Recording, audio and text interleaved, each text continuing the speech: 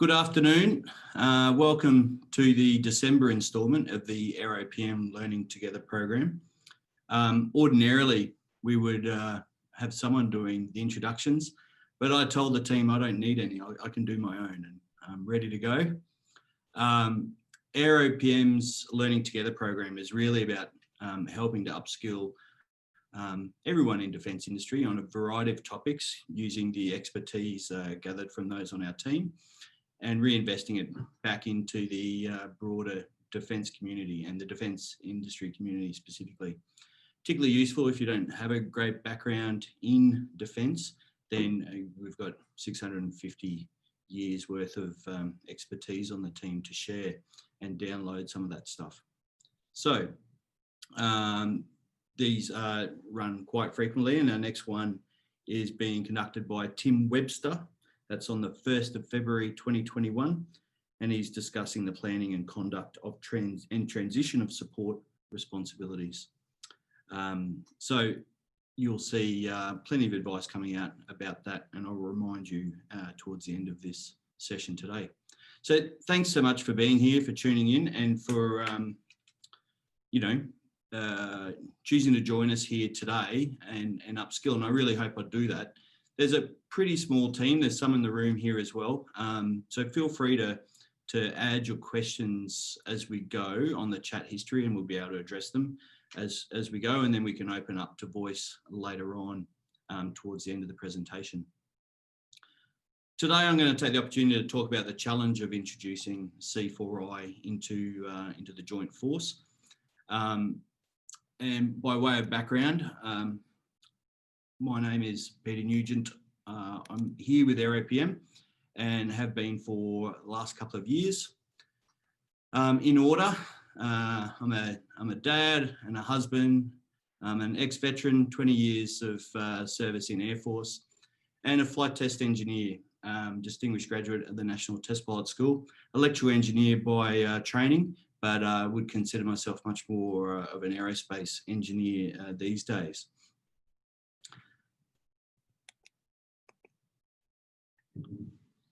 Today, we're probably going to stay for about 45 minutes on topic, there or thereabouts, and we'll allow for 15 minutes of questions. Naturally, there'll be no classified material or commercial sensitivities discussed. And we're going to talk a bit of an overview of some of the more routine challenges that we see when trying to integrate C4I into the Joint Force. And I'm going to use the electronic flight bags as a case study. If you don't know much about EFBs, that's okay. I'll provide a quick background on that. It won't be too difficult. The reason we've chosen electronic flight bags, aside from some personal time that I've spent personally dealing with EFBs, is because it's a pretty easy concept to understand, a pretty good C4I case study to choose, where you don't need to know how well things are being integrated. You can appreciate the risks as we go. So let's start. Air Force, in the last 20 years, very successful at turning over almost all major systems. The platforms there are virtually hard to think of, perhaps classic Hornet that hasn't changed over, although there's been other variants purchased naturally, and there's been major capability upgrades associated with that. Same Hercules. But in general, if you look at the inventory, it has been a substantial turnover of assets with the goal of pursuit of a 5th gen Air Force. And what does that mean? We're talking about low observability, vastly improved situational awareness. We always had this phrase about a decade ago, very popular, called network-centric warfare. And certainly that's still, according to Air Force, is the way to define 5th gen. It needs to be able to work in a network-centric combat environment. And then lastly, that all those systems have been optimized naturally to gain the advantage. And that's really the crux, the thing that we find really challenging. We can purchase low observability, and we can create this environment where we need to work together and share data as we go. But it's being able to optimize that is when we can truly reach 5th gen capability And you might say that we've had great difficulty or considerable difficulty in being able to achieve that. So I'm going to list 7 or 8 challenges that some of the reasons for why we haven't been able to achieve a well-optimized fighting force. This isn't just applicable to Air Force, naturally, these or the air domain specifically, but equally applies across maritime, land, space, and particularly joint by definition. So the first and foremost, C4I just plain isn't sexy, if we're honest. I mean, what you see there on the left, bottom left picture is a mobile mass processing unit in the Middle East, able to be rolled out very quickly. Incredibly important. All of the communications are being ported through this particular shipping container style solution.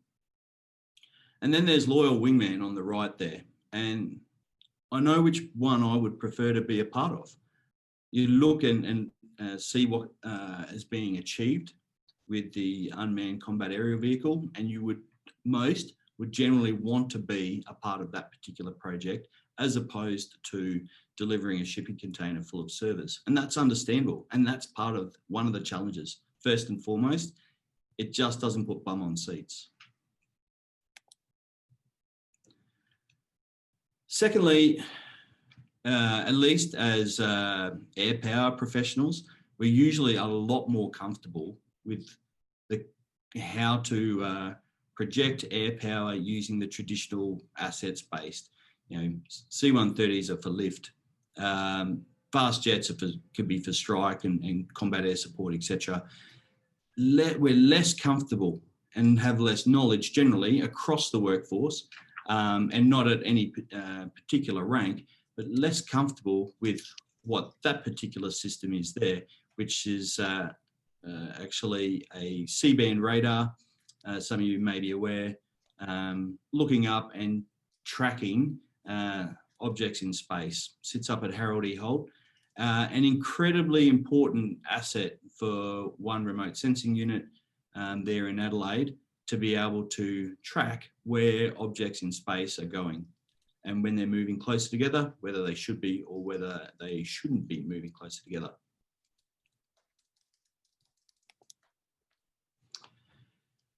Thirdly, and invariably with C4I, people start drawing diagrams a lot like the ones there on the right, because it's difficult it's a challenge to be able to explain the concept, what we're trying to achieve.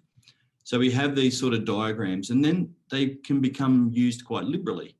So it's really easy to put a line between that object and that object and say, well, there's going to be a link there. It's far more difficult naturally to achieve that in practice, requires a scope of a bunch of engineering effort to be able to achieve that.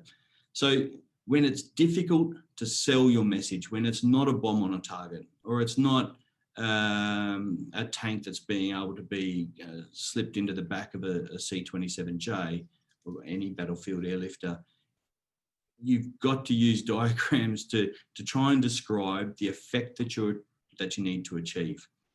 And invariably that can lead itself to things looking great on paper and simple enough to conceptualize then, but difficulty in being able to implement that specifically.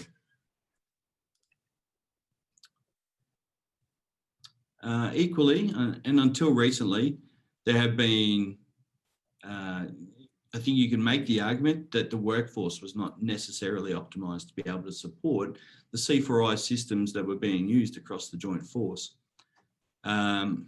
Air Force, for instance, within the last 6 to 12 months has made headway on being able to create new musterings of people and therefore new employment profiles and training plans associated with that to support network technicians, network engineers. largely that's still coming out of an extant AvTech and engineering workforce. But they're now, at least by creating that, the organisation has recognised the need for some unique skills associated with C4I systems generally, and can then start to recruit to that, train to that, and have career paths and growth associated with that. Up until recently, though, that simply didn't exist, and any elecTR could theoretically be posted into a C4I demanding role and not have necessarily the qualifications, training and experience to be able to excel in that role.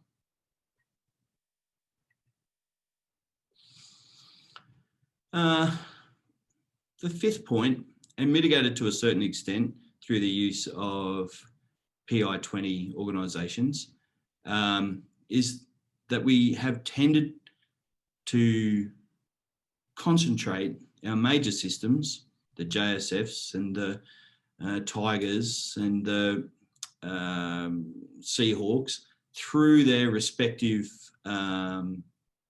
divisions within CASG in terms of acquisition and sustainment.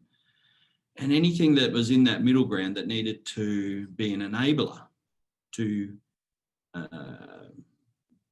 ensure that fifth generation platform or systems was realised, there was a tendency to throw that into Joint Systems Division. And you can see that at the top level there with DepSec, a bunch of divisions that sit underneath that. And then I've expanded JSD out slightly underneath that.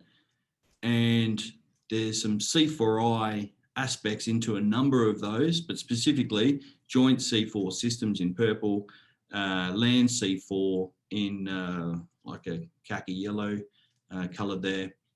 And the ability of those particular organisations to be able to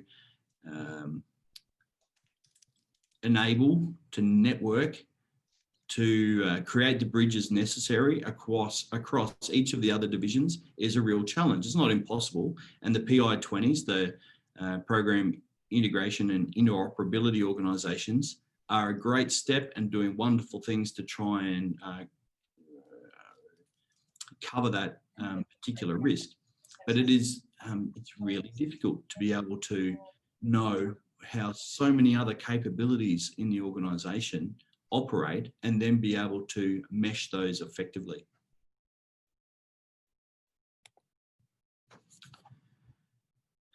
Leading into that, we talk about, at least in CASG, since First Principles review, about wanting to understand the fundamental inputs to capability. In fact, CASG are responsible for looking after FIC management during the acquisition project before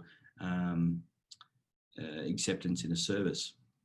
And those FIC elements that you see there listed are difficult to do when you're introducing one major system. If you are introducing P8, those elements, they're substantial, they're big bodies of work, and often complex, take long time to achieve, more, in some cases, more than a posting cycle.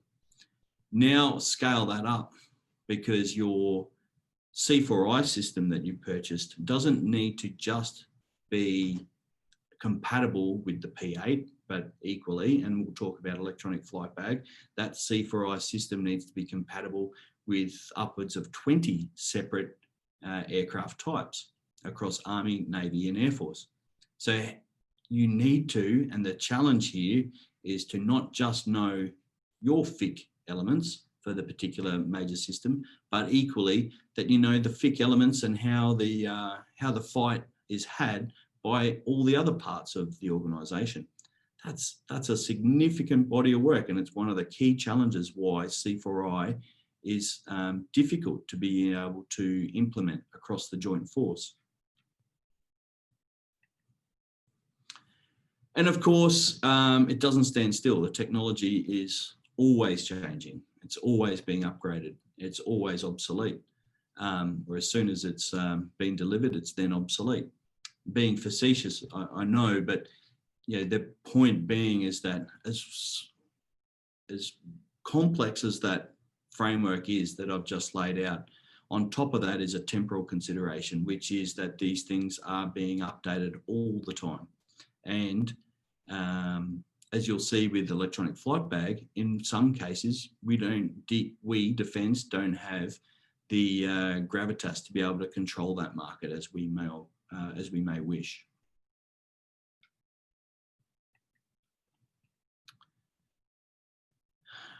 My last point, last challenge, I think, to reflect upon is that everyone needs C4I. Everyone needs it to be funded. No one necessarily has the funding within their major system to be able to support it. And no one lives this more so than JC2SPO, MC2SPO, SATCOM-SPO. There needs to be a champion for the C4I elements because it sits as that meshed system that integrates across so many different platform types. There really needs to be a champion for that. And in recent times, Defence has recognised that, and particularly in Air Force, we are seeing, and I've got some slides to talk to this in a moment, some really positive steps being taken forward within Air Combat Enabling Branch to be able to group up so many of these C4I capabilities.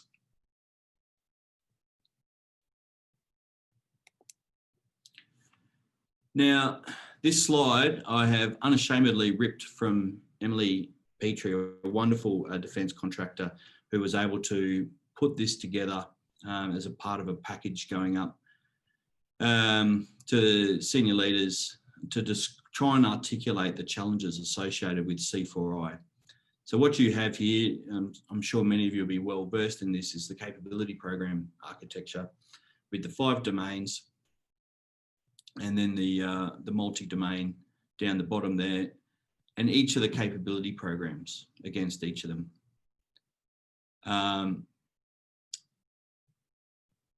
And when we take that one step further, I'll particularly let you take a look at across air, for instance. There are 6 programs there.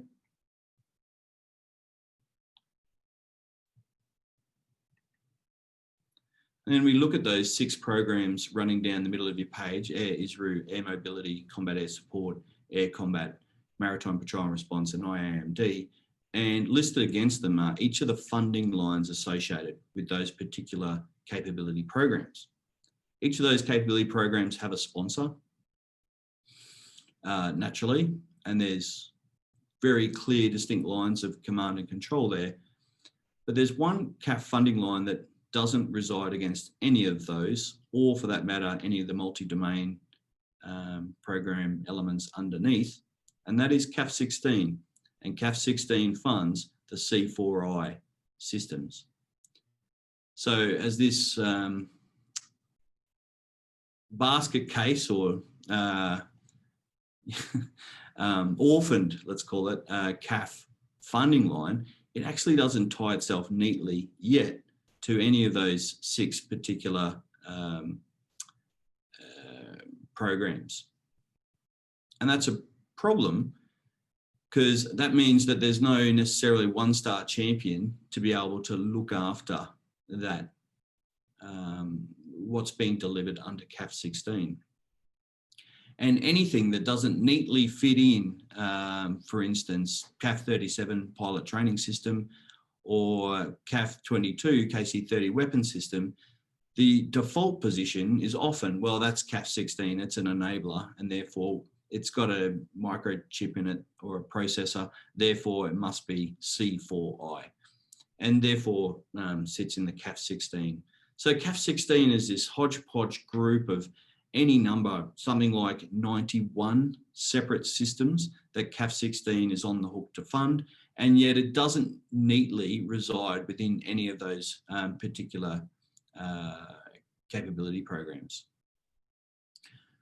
I said before that recently there's been some impetus to drag that up into the combat air support under DGACE.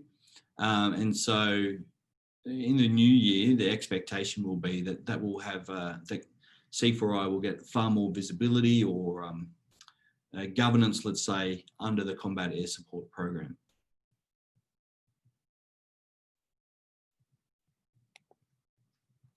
And this is really borne out. What I described there came out really clearly in an independent assurance review against the CAF 16 generally. I'll give you a moment just to have a read. I thought this was interesting. This is about 6 to 7 months old now, and the review really didn't pull their punches.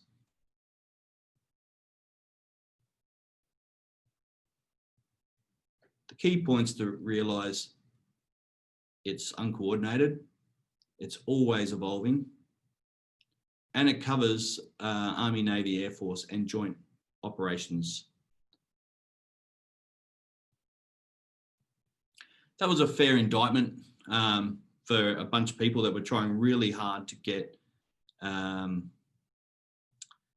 visibility of the programs that they were running, and very quickly turned it into a, well, this is our message that we need to go out to make sure that we are gripped up in the future, and use the independent assurance review to gain leverage with the relevant DGs, etc.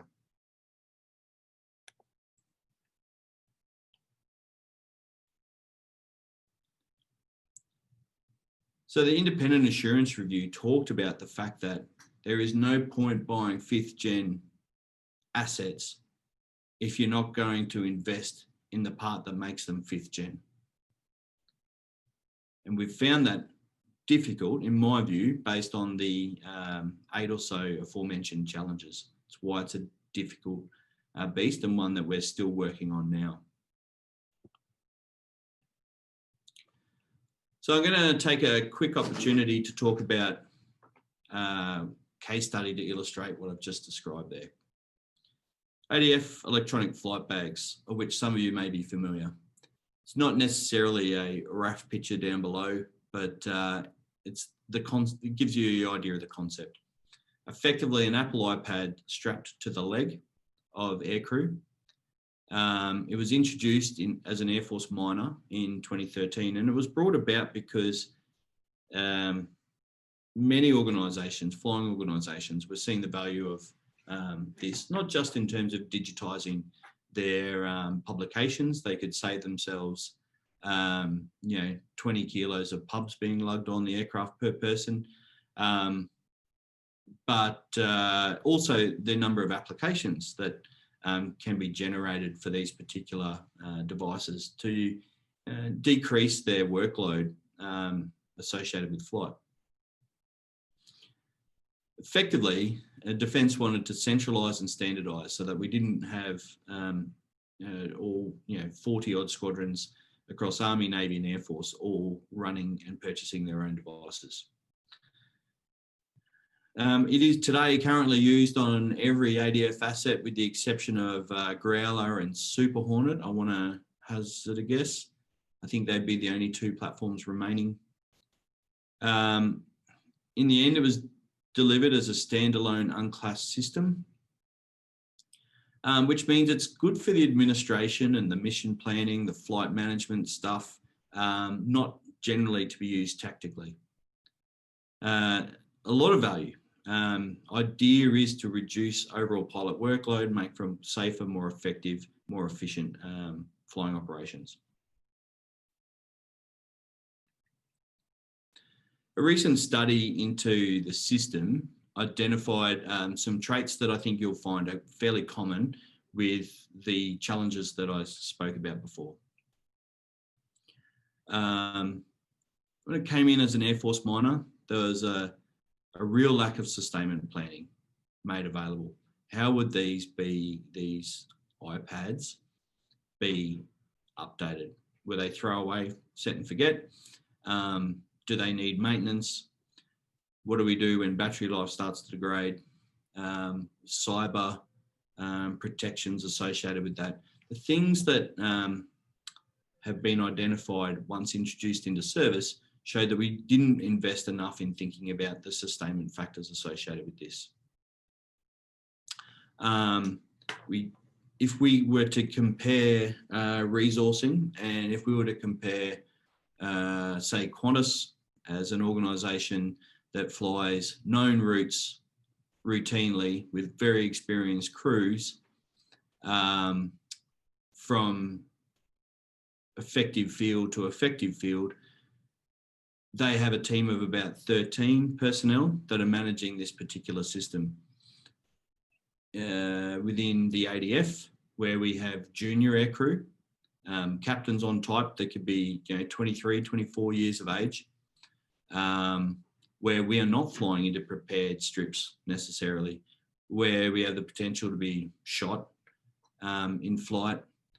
This to fields that we've never been to before. It's not Brisbane, Sydney, Melbourne. Then there was roughly about anywhere between 2 to 4 full-time establishment to support, to acquire, to maintain this particular system. Equally, unlike the airline industry, where it's RPT, which passenger transportation between cities, our platforms naturally do a diverse range of roles, from strike, combat air support, airlift, maritime patrol, maritime support, interdiction, etc. And these pose unique design challenges for what this system needs to be able to achieve. So it's not a one-size-fits-all opportunity for C4I. And that's probably a challenge I didn't tease out before, is that each of our users, end users, may actually need out of necessity, there you go. They have a requirement to operate that bit of kit differently, not because they would like to, or they think they've found a better way to do it, but usually out of the necessities of environment, the opponent, that sort of stuff, the capabilities of the major system itself. And that means we need to design in the requirements for our C4I system early on and understand what those user needs are, and then be able to tailor the system accordingly. In the rollout of this, in the pace of the rollout of this, there's been a limited appreciation for how, say, a Romeo pilot might use this bit of kit, as opposed to a VIP transport pilot would use it very differently. Some elements can be the same and are the same, but there are different requirements naturally. I should say that those requirements don't necessarily mean different apps available on the device. It might mean how ruggedized the particular device is, the sheer size of it.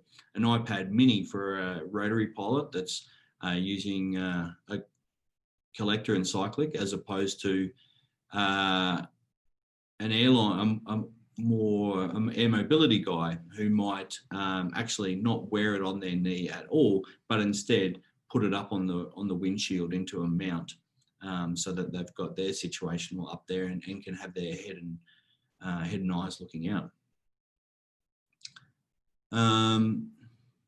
Equally, the ruggedization of those devices, some of them are going to need to work in particularly hot environments, and Apple iPads tend not to like that. But some are just going to be in air-conditioned comfort the whole time. Some need to be able to be taken into sensitive areas. They're not sensitive themselves, but those devices might need to be dragged into skiffs and the like to be able to use. And so we need to tailor and think about the requirements there. Other findings, the logistics support arrangement was fairly disjointed.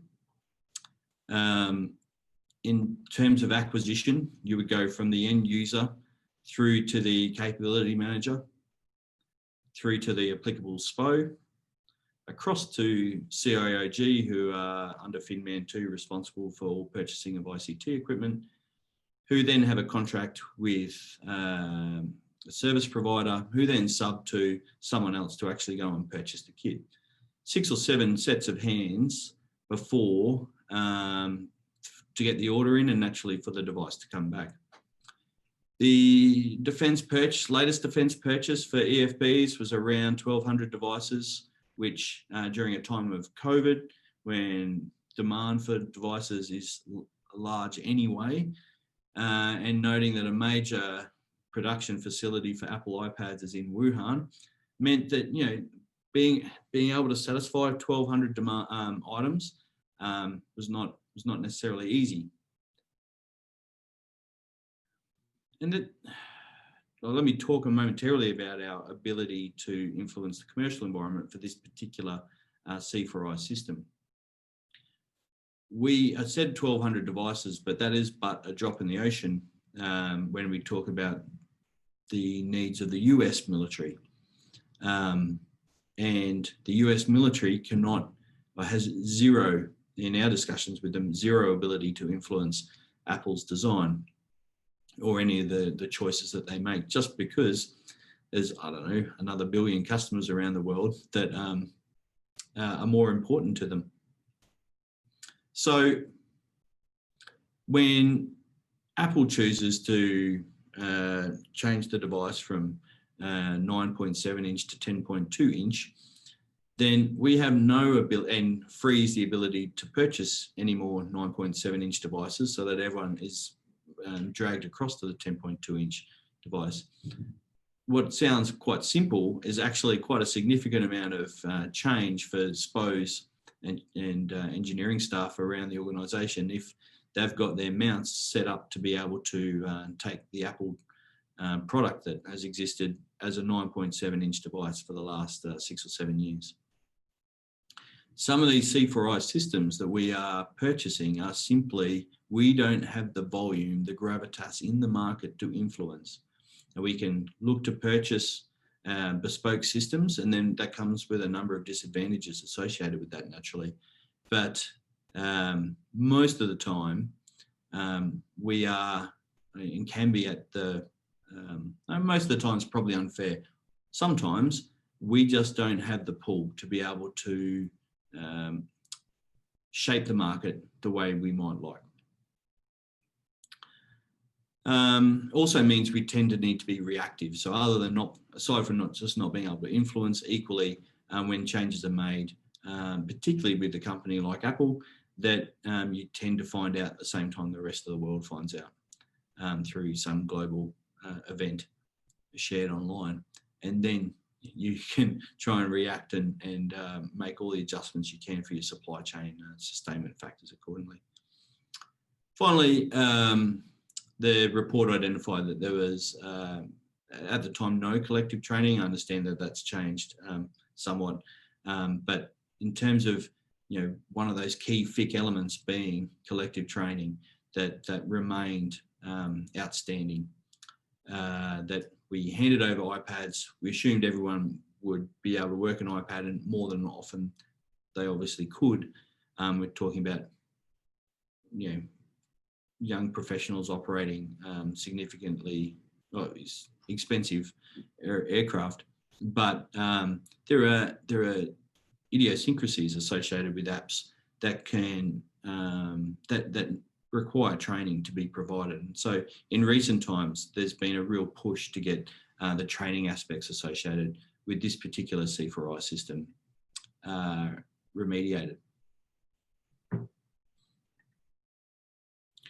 So the current work that's going on is a significant body of work being completed and achieved by the Air Warfare Centre as a CCMO and JC2 SPO, the relevant CASG element, in being able to execute a remediation plan that effectively addresses all of those FIC elements.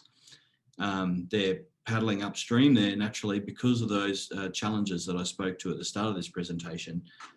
They're all very difficult challenges to be able to retire. But through significant investment in resources, there's a real impetus to being able to retire some of those risks associated with the current use of electronic flight bag. They're not all, they're mostly capability risks and being treated and captured and reported upon, etc. there is some aviation safety risks as well, which are being routinely investigated by the team, and that work here is ongoing as well. The end goal being a safe, effective and efficient airborne environment. The move to this electronic flight bag, it has been wonderful of being able to reduce the amount of paper that we've taken on board, but they're so much more powerful than that, and our ability to operate them to extract all of that value and still keep crews safe and effective and efficient is a ongoing working process, and something that we'll need to continue to work on for some time. All right, that's about the 40-minute mark. I'll just check. I'll take a drink of water because I'm parched, and I'll have a look at the chat history, and if there's any questions, you'll be able to have a chat soon, or I'll address them as we go.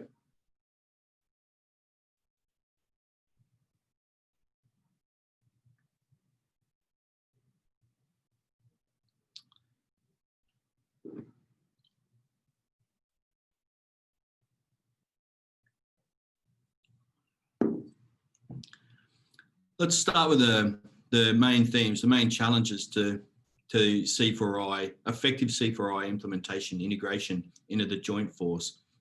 Does anyone want to take a swing at either additional challenges that haven't been picked up there, or does anyone take issue with some of the challenges as raised?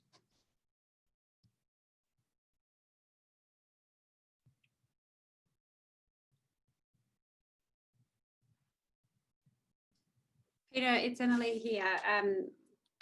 Thanks for your interesting presentation and discussion. I expect that there's also an element of,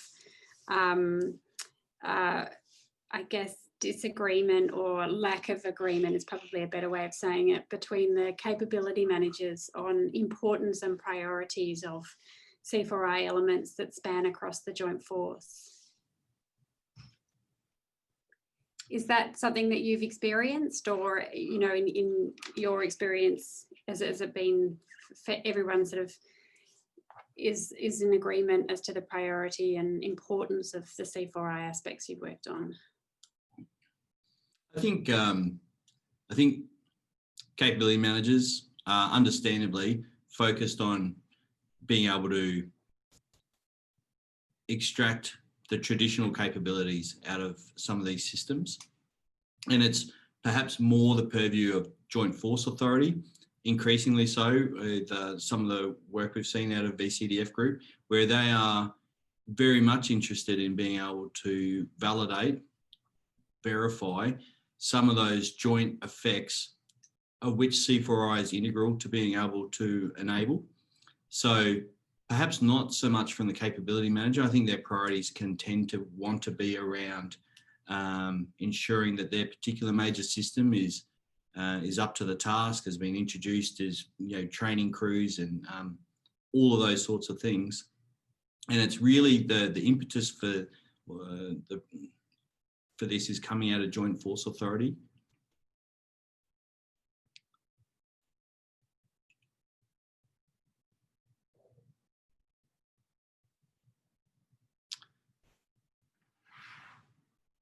All right. Any general comments about the challenges then, if there's no additional ones?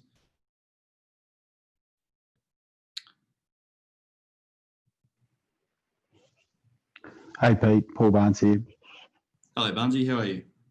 I'm good, mate. I wouldn't have missed his presentation for the world. So I did get caught into last minute kid drop-offs.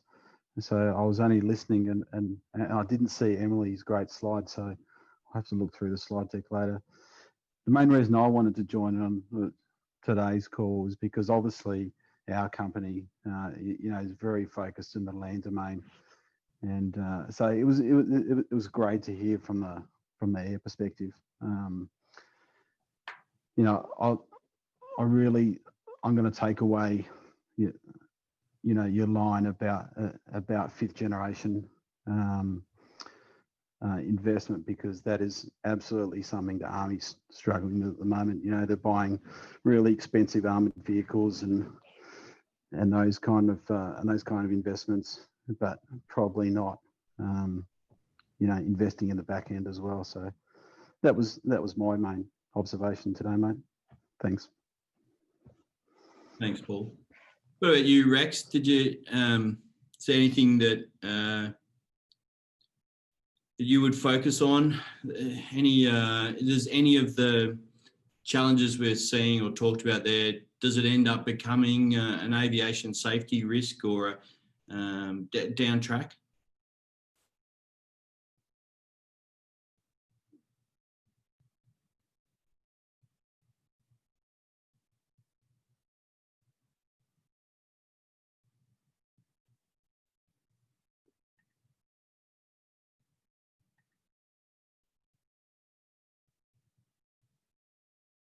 I don't think Rex is with us.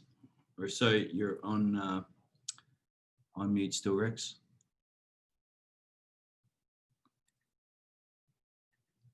Well, if there's no other comments, I can't see any going in there. We might leave it there. Last chance for input. Hi, Rex, you there? Did you want to add anything?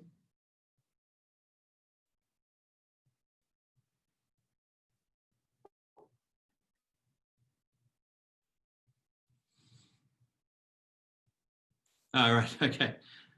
Not a problem. Understood. All right then. Well, thanks very much for participating today or for listening in. Please, if you've got anything you'd like to discuss privately, you're always welcome to do so. You'll find me on LinkedIn or peter.nugent@aeropm.net. These Learning Together programs are put on different topics each time. We run a series of them through the year. As I said, the next one is on 1st February 2021. Planning and conduct of transition of support responsibilities. That's going to be provided by Tim Webster. If you've got topics you'd prefer or like us to discuss, then by all means, again, you can send them my way and we'll be able to cover them off. Okay, I hope you have a great day. Thanks so much for your participation and have a lovely Christmas. Thanks, bye.